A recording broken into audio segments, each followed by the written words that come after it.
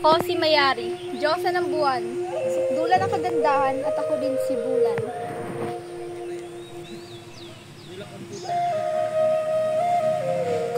Ako si Hanan, bunso sa 3 kapatid ni Mayari at ni Titala.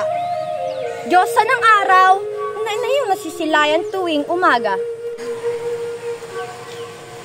Mga tala at bituin na nagniningning. Sa langit ito ay makikita natin Diyosa ng tala at ngalan ay tala. Ako si Ijunale, Diyosa ng magandang ani, asawa ni Dumangan. Ako si Dumangan. Ako'y Diyos ng mabuting ani at asawa ni Ijunale.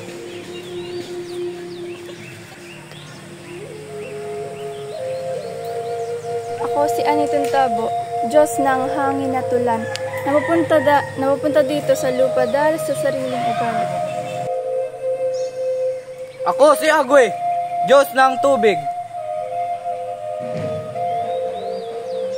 Ako si Apulaki, Diyos ng digmaan, paglalakbay at ang pangangalakal. Ako si Libulan, kasintahan ni Sidapa, Diyos ng buwan.